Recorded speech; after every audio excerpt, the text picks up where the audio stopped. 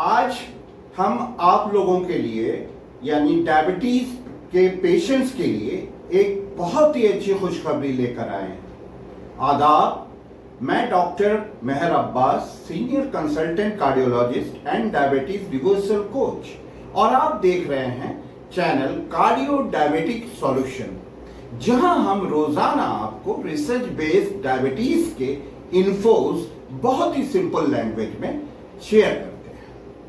तो आज हम इस खबर की चर्चा करेंगे जो अभी पूरी दुनिया में आग की तरह फैली हुई है कि डायबिटीज पेशेंट के लिए अमेरिकन फिजिशियन एसोसिएशन ने एक गाइडलाइंस, एक नॉर्म्स दिया है। वो क्या कहता है?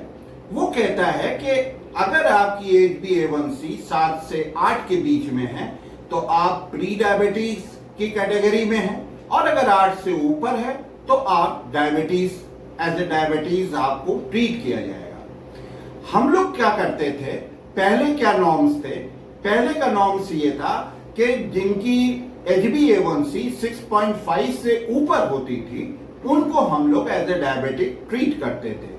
तो इसको लेकर IMA ने, API ने और RSSDI जो हम लोगों की डायबिटीज की एसोसिएशन है, उसने अपना विरोध जताया है।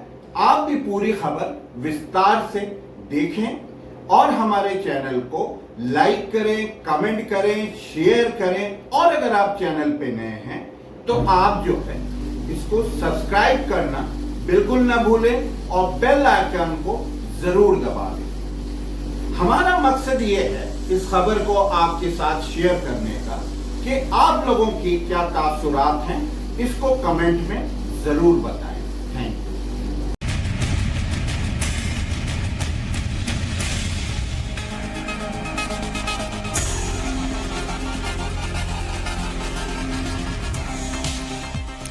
नमस्कार, आप देख रहे हैं जी बिजनेस। आपके साथ मैं हूं अनुया यादव। डायबिटीज यानी शुगर की बीमारी, ये बीमारी इतनी आम हो चुकी है कि इंटरनेशनल डायबिटीज फेडरेशन के मुताबिक साल 2017 में भारत में 72 मिलियन यानी कि करीब 7 करोड़ 20 लाख लोगों को डायबिटीज है।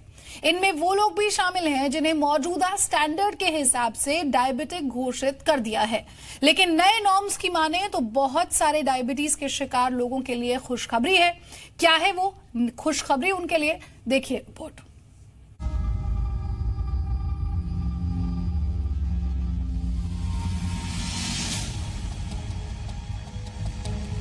वक्त बेवक्त खाना, कुछ भी खा लेना, कसरत से दूर दूर का वास्ता नहीं, वक्त पर सोना नहीं, day to day working culture में बड़ा बदलाव। इस बदलाव का एक पहलू ये भी है कि इसने हमारी सेहत का कबाड़ा कर डाला है। लाइफस्टाइल से जुड़ी बीमारियां बढ़ती जा रही हैं, इनमें डायबिटीज तो बेहद कॉमन है। डायबिटीज लाइफस्टाइल से जुड़ी बीमारियों में न सिर्फ कॉमन है बल्कि डायबिटीज का हर 5वां मरीज हमारे देश में है। डायबिटीज टाइप 2 के मामले बढ़ते ही जा रहे हैं। इंटरनेशनल डायबिटीज फेडरेशन के मुताबिक साल 2017 में भारत में 72 मिलियन यानी करीब 7 करोड़ 20 लाख लोगों को डायबिटीज है, जबकि पूरी दुनिया में इनकी संख्या करीब 425 मिलियन यानी करीब 42.5 करोड़ है। लेकिन अब डायबिटीज पर एक खुशखबरी आई। खुशखबरी इसलिए क्योंकि किसी को डायबिटीज है या नहीं, इनके नॉर्म्स यानी मापदंडों में बदलाव किया गया है। अमेरिकन कॉलेज ऑफ फिजिशियंस ने नए मापदंड दिए हैं। इनके मुताबिक खून में HbA1c लेवल 7 से 8% है तो नॉर्मल है। 8% से ज्यादा होने पर ही डायबिटीज होगा। अभी तक ये लेवल सिर्फ 6.5% माना जाता है। HbA1c क्या होता है ये भी हम आपको बताएंगे, लेकिन पहले आसान शब्दों में ये समझ लीजिए कि डायबिटीज है या नहीं है। इसके लिए जो पहले मिनिमम लेवल था उसे बढ़ा दिया गया है। नए नॉर्म्स के मुताबिक बहुत सारे लोग जो डायबिटीज का इलाज करा रहे थे उन्हें अब परेशान होने की जरूरत नहीं होगी। हिंदुस्तान में भी वही स्टैंडर्ड फॉलो होते आ रहे हैं जो अमेरिका में होते हैं, लेकिन इन नए नॉर्म्स पर हिंदुस्तान में डॉक्टरों ने सवाल खड़े कर दिए हैं। कुछ एसोसिएशन तो इनका विरोध भी कर रही हैं। विरोध में ये तर्क दिए जा रहे हैं, भारत में डॉक्टरों का कहना है कि नई गाइडलाइंस को अनदेखा करना ही बेहतर है, क्योंकि भारत में डायबिटीज की बीमारी ज्यादा आक्रामक है। यहाँ कई तरह के कॉम्प्लिकेशंस हैं। इसके अलावा भारत में अपनी 3 मेडिकल एडवाइजरी बॉडी हैं, ICMR यानी Indian council of medical research, RSDDI यानी research society for the study of diabetes in India, और API यानी association of physicians of India. ये तीनों एजेंसियां भारत के हालात बेहतर समझती हैं। नए नॉर्म्स लागू होने से इलाज में भी दिक्कत आएगी। हम आपको बता दें कि मौजूदा नॉर्म्स देश में करीब 3 दशक से लागू हैं। अब आपको बताते हैं कि HbA1c क्या है और डायबिटीज के मौजूदा नॉर्म्स क्या हैं। HbA1c में HB का मतलब होता है हीमोग्लोबिन। यहाँ इसे ग्लाइसेटेड हीमोग्लोबिन भी कहते हैं। A1c हीमोग्लोबिन का वो पोर्शन होता है जो ग्लाइसेटेड हो जाता है, यानी जिसमें शुगर यानी ग्लूकोज चिपक जाता है। HbA1c कितने फीसदी है ये दिखाता है कि पिछले 3 महीने में आपकी एवरेज ब्लड शुगर कितनी है। HbA1c में जितनी शुगर परसेंटेज होती है वही आपके पूरे खून में मानी जाती है। अभी तक जो नॉर्म्स हैं उनके मुताबिक एक एडल्ट में अगर HbA1c रेंज 6% से कम है तो ये नॉर्मल है, 6 से 6.4% है तो ये प्री डायबिटिक लक्षण है, और अगर 6.5% है तो डायबिटीज माना जाता है। लेकिन नए नॉर्म्स में 7 से 8% HbA1c लेवल है तो ये नॉर्मल है। 8% से ज्यादा होने पर ही डायबिटीज बताया जाएगा। अमेरिकन कॉलेज ऑफ फिजिशियंस के नए नॉर्म्स के विरोध में ये भी कहा जा रहा है कि हिंदुस्तान के लोगों का रहन सहन और खान पान पश्चिमी देशों से बिल्कुल अलग है। यहाँ लोग ज्यादा कार्बोहाइड्रेट लेते हैं, इसलिए दवाओं का असर इन लोगों पर अलग तरह से होता है। लेकिन एक सवाल ये है कि जब पहले भी हम वही मापदंड फॉलो कर रहे थे जो विदेशी एजेंसियों ने दिए थे, तो अब विरोध क्यों? क्या कहीं इसमें डॉक्टरों और फार्मा कंपनियों का निजी फायदा तो नहीं छुपा है? ब्यूरो रिपोर्ट, जी मीडिया। और मेरे साथ 3 खास मेहमान हैं। डॉक्टर RN टंडन हैं, IMA के एक्स सेक्रेटरी जनरल हैं। साथ ही साथ डॉक्टर अनूप मिश्रा भी मेरे साथ हैं, जो चेयरमैन है फोर्टिस सेंटर फॉर डायबिटीज के। और मेरे साथ डॉक्टर शिखा शर्मा है, न्यूट्रिशनिस्ट हैं, मेरे साथ स्टूडियो में है। डॉक्टर टंडन माफ कीजिएगा, सेक्रेटरी जनरल हैं IMA के। सबसे पहले doctor Tandon, I would like to come to you. Sir, आप बताइए, आप इसे किस तरह से देखते हैं? क्या हमें इस इंटरनेशनल रिपोर्ट को मानना चाहिए? क्योंकि अगर हम इन मापदंडों को मानते हैं तो देश में बहुत सारे ऐसे डायबिटीज के पेशेंट हैं जो एक्चुअली उस पेशेंट डायबिटिक पेशेंट कहलाने से बच जाएंगे।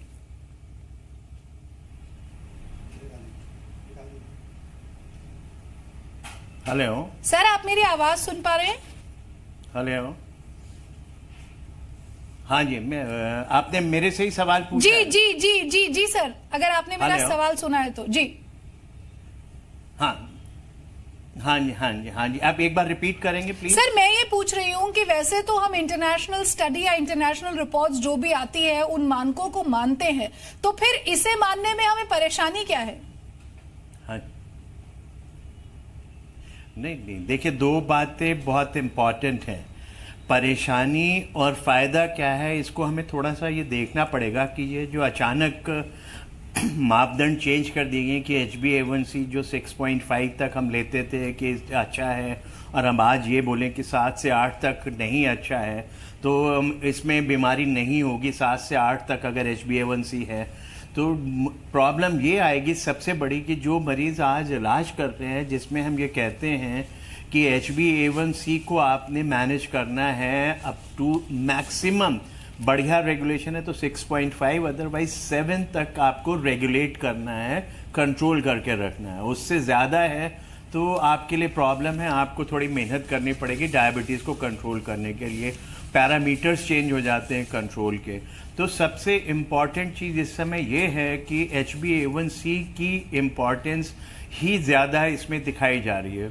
और आज की तारीख में अगर हम अपने इंडियन सिनेरियो की बात करें तो HbA1c एक ज़रूर बढ़ रहा है, इस्तेमाल हो रहा है, ज़्यादा लोगों को इन्फॉर्मेशन है कि HbA1c को हमें मेजर करना चाहिए टू डायग्नोज, और उसके बाद ट्रीट करने के लिए इसका कि किस तरह से हमें HbA1c की मदद लेनी चाहिए।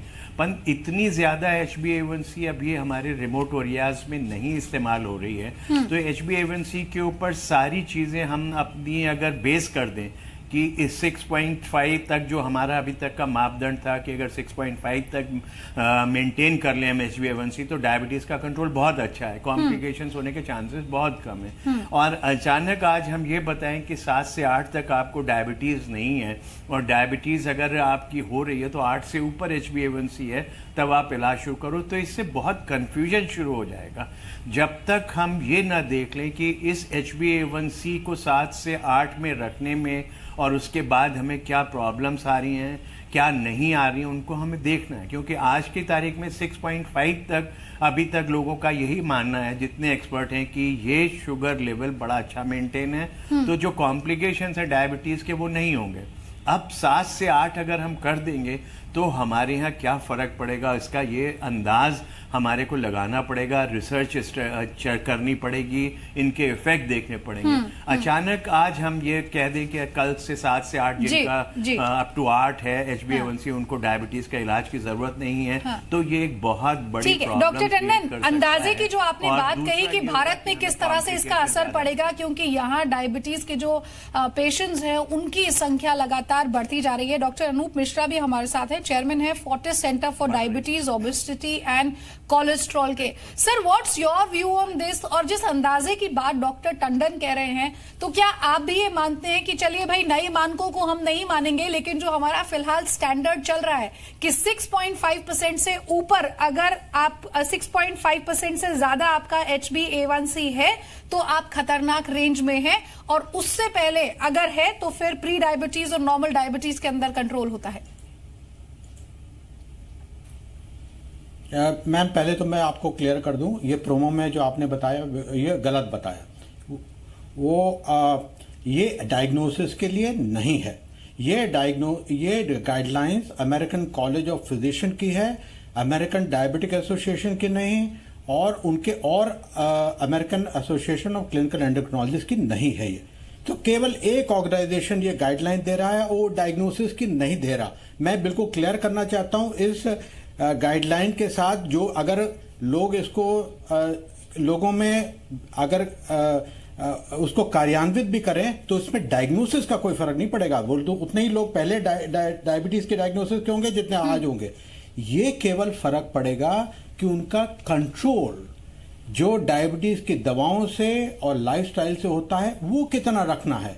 तो let's be very clear on this issue, बिल्कुल क्लियर। मैं ऑडियंस को बता देना चाहता हूं कि डायग्नोसिस ऑफ डायबिटीज की ये नहीं, अमेरिकन कॉलेज ऑफ फिजिशियंस के ही नए मापदंड की बात की है यहाँ पर। हाँ, लेकिन ये डायग्नोसिस की नहीं है। अब मैम डायग्नोसिस का नहीं है, उसको अलग रख लीजिए। डायग्नोसिस में कोई फर्क नहीं पड़ेगा, उतने पेशेंट कल थे और उतने पेशेंट आज भी रहेंगे। ठीक है सर, ठीक है। केवल उसके फॉलो अप में फर्क पड़ेगा। और बिल्कुल क्लियर है कि पिछले 30 साल से जो हमारे पास स्टडीज हुई हैं उसमें क्लियरली बताया है कि 7% से ज्यादा अगर होगा तो सारी कॉम्प्लिकेशन ज्यादा हो जाएंगे। आज उस स्टडीज को आप नजरअंदाज किसी हिसाब से कर ही नहीं सकते। और ये जो गाइडलाइन है ये उनके प्राइमरी केयर फिजिशियन की है, जो गांव में बैठते हैं, छोटी जगह में बैठते हैं, जिनके पास और साधन नहीं है। तो हो सकता है कि वो लूज थोड़ा सा कंट्रोल छोड़ दें, लेकिन ये आम मरीज जो हमारे पास आता है और जिसका हम अच्छी तरह से इलाज कर सकते हैं उसमें किसी हिसाब से लागू नहीं हो सकता। इस चीज की आलोचना पूरी तरह से अमेरिकन डायबिटिक एसोसिएशन ने करी इस गाइडलाइन की, और American association of clinical endocrinologist ने करी, और इंडिया में RSSDI ने करी। मैंने जो स्टेटमेंट आज टाइम्स ऑफ इंडिया में दिया है वो बिल्कुल क्लियर है कि हम किसी हिसाब से इस गाइडलाइन को नहीं ले सकते फॉलो अप ऑफ पेशेंट में, और हमको पहले ही गाइडलाइंस को स्टिक करना है, वरना हमारे पेशेंट जो ऑलरेडी कॉम्प्लिकेशंस होती हैं उनकी कॉम्प्लिकेशन बढ़ जाएंगी। ठीक है डॉक्टर मिश्रा, एक और चीज आपसे समझना चाहूंगी कि आप ये बात कह रहे हैं कि किसी तरह का कोई कंफ्यूजन नहीं होना चाहिए, जो पुरानी गाइडलाइंस है हमारे, हम उन्हीं को फॉलो करेंगे। लेकिन सर, क्या इस नई रिसर्च से, क्या इन नई डेडलाइन से, या मैं कहूं पैरामीटर्स से, कोई भी आदमी अगर ये सोचे कि देखिए मेरी डायबिटीज जो है वो 7 से 8 के बीच में है या 7 से कम है, अब फिर भले ही वो 6.9% क्यों ना हो, I am not in a very critical state, you think he should not think like that? Well, उनको इस तरह से समझना चाहिए कि 7 से नीचे हैं तो वो कॉम्प्लिकेशन से बचे हुए हैं, और 7 से ऊपर हैं तो कॉम्प्लिकेशन में होने की संभावना हो सकती है। लेकिन इसका मतलब ये नहीं है कि हर आदमी को 7 पर रखना है। किसी को 8 में भी हम अलाउ करते हैं। वो कौन लोग हैं जिनको 8 में अलाउ करते हैं? वो 70-80 साल के वृद्ध लोग जिनको की लाइफ एक्सपेक्टेंसी कैंसर या किसी और चीज के कारण बहुत कम है, तो उनको हम कहते हैं कि इतना स्ट्रिक्ट कंट्रोल की जरूरत नहीं है। तो ये हम कई चीजों पर डिसाइड करते हैं। लेकिन अगर कोई यंग डायबिटिक है 40 इयर्स का, 50 इयर्स का, और उसके बाद लंबी जिंदगी उसको जीना है, तो उसको क्लियरली हमारे पास कोई और गाइडलाइन नहीं होनी चाहिए कि ये 7% से नीचे हमको रखना है, चाहे किसी भी चीज से, चाहे दवा से, चाहे लाइफस्टाइल से। ठीक है सर, मैं आपसे ये भी समझूंगी कि आखिर क्यों भारत में डायबिटिक पेशेंट्स की संख्या बढ़ रही है, लेकिन उससे पहले मैं डॉक्टर शिखा के पास जाना चाहूंगी, क्योंकि हम यहाँ डायबिटीज की बात कर रहे हैं। देश में ज्यादा से ज्यादा लोग इस बीमारी का शिकार हो रहे हैं। शिखा, आप समझाइए यहाँ पर, कोई भी आदमी, क्योंकि 6% से इसकी शुरुआत यहाँ पर होती है, अगर 6 से ज्यादा आपका नंबर है, 6 से 6.5 के बीच पे भी है, तो आप प्री डायबिटीज के शिकार हो जाते हैं। डॉक्टर तो यहाँ पर चलिए दवाई देता है, लेकिन क्या मैं अपने लाइफस्टाइल में चेंज कर, खान पान में बदलाव कर इसे कंट्रोल कर सकती हूँ? Is it that stage? जी, जैसे कि डायबिटीज को कहा जाता है इट्स ए लाइफस्टाइल डिसऑर्डर, यानी कि ये लाइफस्टाइल जो हमने फॉलो किया है उसी की उपज है, उसकी वजह से ये हमें मैनिफेस्ट हो जाती है। We can carry a genetic tendency, यानी हमारे पेरेंट्स में अगर किसी को डायबिटीज है, we can carry that tendency, but जरूरी नहीं है कि वो डायबिटीज में तब्दील हो if we are actually watching and looking after our diet and a lifestyle. Now 6 to 6.5 के बीच में जब एक पेशेंट को कहा जाता है प्री डायबिटिक है और you should start taking care of your diet and lifestyle, ये बहुत इंपॉर्टेंट है ऑन 2 fronts। पहली बात ये है कि normally patients ignore their health, they ignore their diet, they ignore there lifestyle and they keep pushing it कि ठीक है, जब तक डॉक्टर कहेंगे नहीं तब तक जो चल रहा है सही चल रहा है। तो इसलिए 6 to 6.5 के रेंज में जब उनको हम एक कॉशन कर देते हैं या उनको एडवाइस करते हैं कि now you have to be very careful and you have to take your health more carefully, your nutrition, your exercise more carefully, तो वो सही समय पे बच जाते हैं, especially in young diabetics. Like for example, अगर वो डायबिटिक प्री डायबिटिक यंग है, अगर सपोज वो 30s में है, 40s में है या लेट 40s में है, उस समय अगर वो अपने हेल्थ में चेंजेस लाए, अपने खाने पीने में, अपनी एक्सरसाइज में, तो obviously because he would be living with this condition for the rest of his life, तो ये सही है कि अगर हम उसे 6 और 6.5 के बीच में ही कॉशन कर दें। बट हाँ, अगर हम उसे 7 और 7.5 के बीच में कॉशन करेंगे, it will be too late for him to make changes because the habits also don't change overnight. ठीक है डॉक्टर मिश्रा, अब मैं आपसे जो सवाल मैं आपसे कर रही थी सर, वो समझना चाहूंगी, क्या कारण आप देखते हैं देश में, क्या लाइफस्टाइल और खान पान ही एक बहुत बड़ा फैक्टर है कि डायबिटीज के शिकार लोग ज्यादा से ज्यादा हो रहे हैं? इससे पहले मैं 2 स्पष्टीकरण आपको और दे दूं। जी। एक तो ये A1C 5.7 से 6.5 के बीच में प्री डायबिटीज होती है, 6 to 6.5 नहीं। ठीक है। और दूसरा, आप अगर हम जोर दे रहे हैं हीमोग्लोबिन A1C पर, हमको क्लियरली समझना है कि हम अगर ब्लड शुगर उसके साथ नहीं करेंगे तो कई बार हीमोग्लोबिन A1C बिल्कुल गलत आपको इंफॉर्मेशन देगा, स्पेशली जो लोग अनीमिया के होते हैं उनमें ठीक इंफॉर्मेशन देता नहीं है।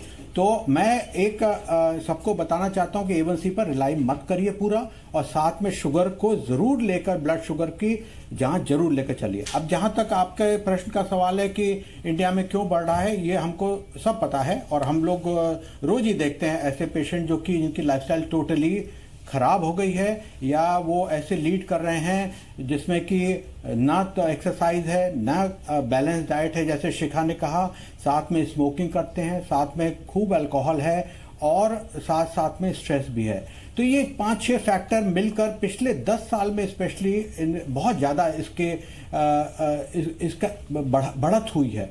और 10 साल में, 15 साल में हमने करीब करीब 100%, 150% डायबिटीज बढ़ी हुई देखी है। और इसका कारण मेरा अपना ख्याल तो यह है कि बच्चों से शुरू होता है।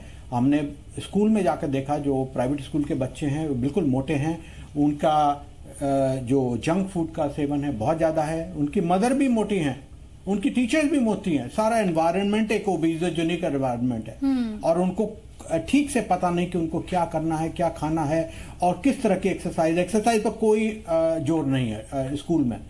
तो ये सब सारे फैक्टर्स बढ़ते ही जा रहे हैं, इसमें कोई लगाम नहीं है और हम इसमें बढ़त अगले 10 साल में 200% और देखेंगे। डॉक्टर टंडन, एक इम्पॉर्टेंट चीज आपसे ये समझना चाहूंगी, भारत की ज्योग्राफिकल कंडीशन हो या हमारा लाइफस्टाइल हो, खान पान हो, दो it is very different from the other countries. क्या डेवलपिंग कंट्री और डेवलप्ड कंट्री का यही फर्क है जो आप देखते हैं? लाइफस्टाइल, रहन सहन, हम जो खाते हैं, हम जो पीते हैं, उसके ऊपर डिपेंड करता है और इसलिए पैरामीटर्स वहां बदले गए हैं और हम नहीं बदल सकते हैं? नहीं, आपकी दोनों ही बातें जो हैं वो हमारी डायबिटीज स्टेटस के लिए बड़ी इंपॉर्टेंट है। जो लाइफ स्टाइल वेस्टर्न कंट्री का चल रहा था, जो डेवलप्ड कंट्रीज का चल रहा था, वो लाइफ स्टाइल ग्रेजुअली अब हमारे हिंदुस्तान में सारी जगह देखने को मिल गया है। और उस लाइफ स्टाइल और उस खान पान को जो अगर हम देखें, उसकी वजह से हमारी बहुत सारी चीज़ों पे फ़र्क पड़ता चला जा रहा है। अभी हमने उनकी लाइफ स्टाइल को फॉलो किया है, जैसे कि उनका जितना भी फास्ट फूड है, जितनी भी कोल्ड ड्रिंक्स हैं, उन सब की वजह से जो हमारा कंजम्पशन बढ़ा है। और सबसे इम्पॉर्टेंट चीज़ है कि हमारी जो एक्सरसाइज करने की एक फितरत हुआ करती थी, जो पैदल चलने की एक फितरत हुआ करती थी एक हिंदुस्तानी में, एक पहले ज़माने में, वो एकदम अब ख़त्म होती चली जा रही है। यानी कि डाइट हमारी जो है वो वेस्टर्न हो गई है, डेवलप्ड वर्ल्ड की हो गई है, और एक्सरसाइज जो है हमारी जो अंडर डेवलप्ड वर्ल्ड की थी वो ख़त्म हो गई है। तो हम बिल्कुल एकदम सीडेंट्री लाइफ स्टाइल में आ गए हैं और खाना जो है हमारा गड़बड़ होता चला जा रहा है। और मोर ऑफ ए कार्बोहाइड्रेट्स हम जो ले रहे हैं, फास्ट फूड में सिर्फ मैदा और मैदे की चीज़ें खा रहे हैं, उनकी वजह से बहुत सारी प्रॉब्लम्स आ गई हैं। वेस्टर्न वर्ल्ड और डेवलप्ड वर्ल्ड में इस समय डाइट के ऊपर जितना तवज्जो दिया जा रहा है वो तवज्जो हिंदुस्तान में नहीं है। वहाँ पे फास्ट फूड के ऊपर जितना कंट्रोल आ रहा है, खाने के ऊपर वो कैलोरीज लिख रहे हैं, कितना सॉल्ट है, कितनी शुगर है, कितना नुकसान कर रहा है, वो चीज़ें लोग वहाँ देख रहे हैं और उसकी वजह से उनकी डाइट जो है वो चेंज हो रही है। हमारी जो पुरानी हिंदुस्तानी प्रथा थी वो उस तरीके की डाइट के ऊपर जा रहे हैं, मोर टुवर्ड्स वेजिटेरियनिज्म, और उसमें भी उन चीज़ों को ले रहे हैं जिनसे कि उन्हें फ़ायदा हो रहा है। क्योंकि आज हमारे पास बहुत सारे पैरामीटर्स हैं जो हमें बता रहे हैं कि खाने की ये चीज़ें हैं जो आपको फ़ायदा करेंगी। आपकी डाइट को कंट्रोल करोगे तो आपकी डायबिटीज़ कंट्रोल होगी, आपकी सारी जितनी भी लाइफ स्टाइल डिजीज़ हैं आप उन्हें कंट्रोल कर सकते हो। पर हम उन चीज़ों को भूलते जा रहे हैं जो हमारी अपनी हिंदुस्तान की देन थी, उन्हें हम भूलते जा रहे हैं। तो हम फॉलो कर रहे हैं डेवलप्ड वर्ल्ड को और डेवलपिंग वर्ल्ड में होते हुए बाकी अपनी जो चीज़ें थी उनको भूलते जा रहे हैं। तो जितनी खामियां हैं हमारी डेवलप्ड वर्ल्ड की, उनको हम सब कंज्यूम कर रहे हैं और अपनी जो अच्छाइयां हैं उन्हें छोड़ते जा रहे हैं। शायद हम भी 20 साल बाद उनको वापस ढूंढेंगे कि हमारे जो बुजुर्ग थे जिनको की डायबिटीज होने के बावजूद भी कॉम्प्लिकेशन नहीं होते थे, उसकी वजह क्या थी? शायद वो एक्सरसाइज, वो उनका वॉक करना एक लंबे समय तक, खान पान का तरीका हो, लाइफस्टाइल हो, उन सब में देखो कि आज बदलाव करने की जरूरत है। शायद इसीलिए, बिल्कुल सर, इसीलिए शायद हमारे पैरामीटर्स उनके पैरामीटर से अलग है। डॉक्टर मिश्रा, अब इस समय जो व्यूअर हमारा शो देख रहा है, एक बात तो आपने क्लियर कर दी है कि भारत में जो पुराने पैरामीटर्स थे डायबिटीज के, जिसे आपने प्री डायबिटीज कहा, 5.7 to 6.5% की अगर आपकी डायबिटीज है तो आप प्री डायबिटीज के शिकार हैं। सर, ऐसे में डॉक्टर की जो सलाह होती है उस पर कई बार कोई भी पेशेंट अमल नहीं करता है या वो उसे उतना सीरियसली नहीं लेता है। कई बार दवाओं का सेवन भी समय पर नहीं हो पाता है, कसरत बताई जाती है वो भी नहीं करती है। उन पेशेंट्स को आपकी क्या सलाह होगी कि वो 6.5% के लेवल को क्रॉस ना करे, जो उनके लिए फिर काफी हानिकारक हो जाएगी? नहीं, इसमें तो देखिए हमारी सलाह बड़ी को क्लियर है। हमको 6.5 तो क्रॉस नहीं करना है, हमको 5.7 से नीचे लाना है। और प्री डायबिटीज एक ऐसी कंडीशन है जो कि हम रिवर्स कर सकते हैं। This is a great opportunity for prevention of diabetes. आज वर्ल्ड वाइड जितने ट्रायल्स हुए हैं और जिसमें डीपीपी ट्रायल सबसे फोरमोस्ट है अमेरिका में जो हुआ है, उसमें सब प्री डायबिटिक इंडिविजुअल्स लिए हैं फॉर प्रिवेंशन ऑफ डायबिटीज। तो हम पूरी हद तक कोशिश करते हैं प्री डायबिटीज स्टेज में कि ये रिवर्स होकर और 5.7 से नीचे जाए, और ये 5.7 एक साल तक अगर रहेगा तो आपकी डायबिटीज रिमिशन में है। तो इसमें डाइट और लाइफस्टाइल का वो है, लेकिन मेजर चीज जो बॉटम लाइन जिसको कहा जाए वो वेट लॉस है।